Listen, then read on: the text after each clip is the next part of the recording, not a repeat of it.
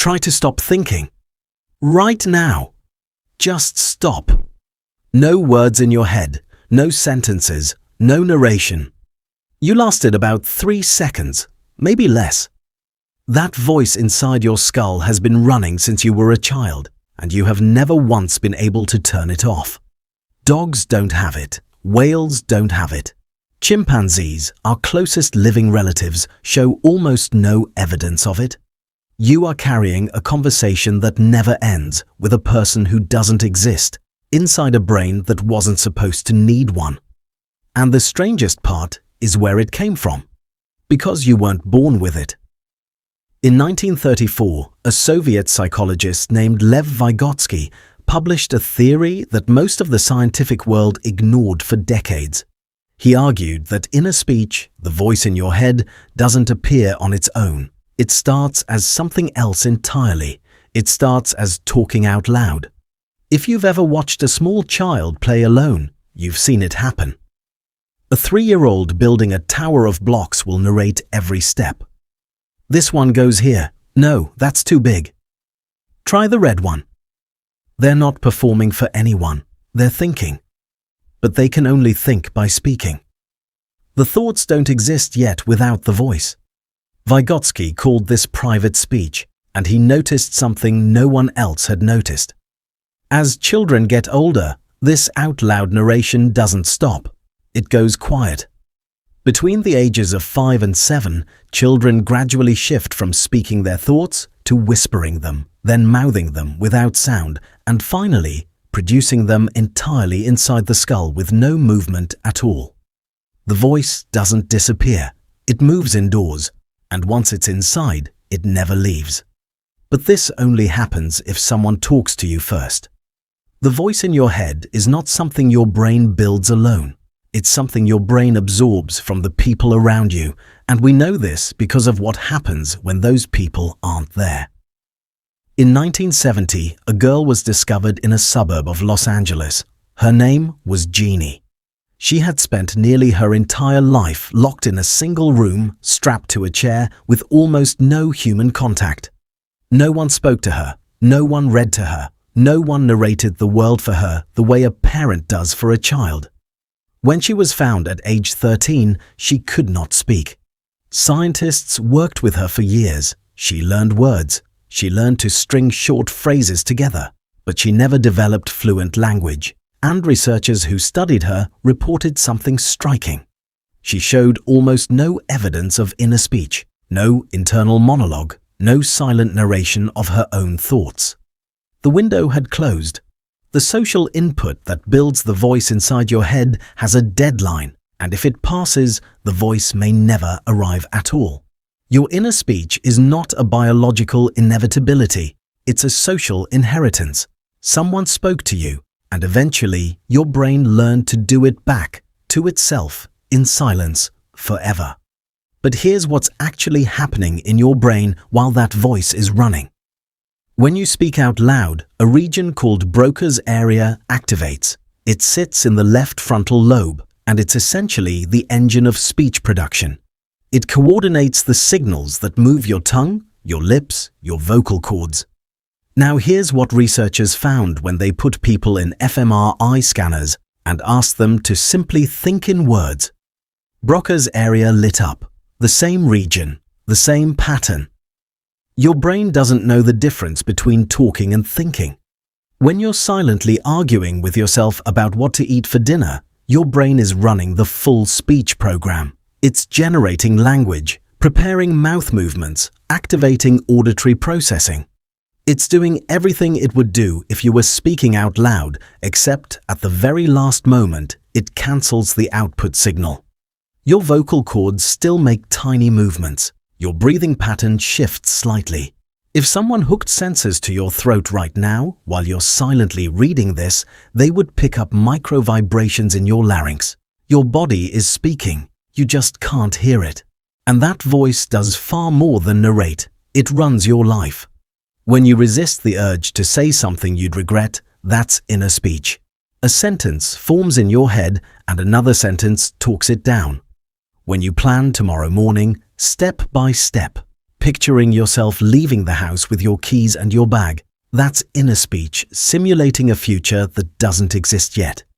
When you lie awake at 2 in the morning, replaying a conversation from 6 hours ago, editing your own lines, choosing what you should have said, that's inner speech. Performing time travel, dragging you backward into a moment that's already gone and letting you live it again with better dialogue. No other animal can do this. A chimpanzee cannot rehearse tomorrow. A crow cannot revise yesterday. Only you can sit in a quiet room and carry on a conversation with a version of yourself that hasn't done something yet. Your inner voice is the only tool on earth that lets a living creature argue with its own future. But here's where it gets strange. Because the voice you think is always there might not be there as often as you believe. Russell Hurlburt, a psychologist at the University of Nevada, spent decades studying what actually happens inside people's heads moment to moment. His method was simple. He gave people a beeper. It went off randomly throughout the day. When it beeped, you wrote down exactly what was in your mind at that instant. Not what you think you usually think about. What was there right then.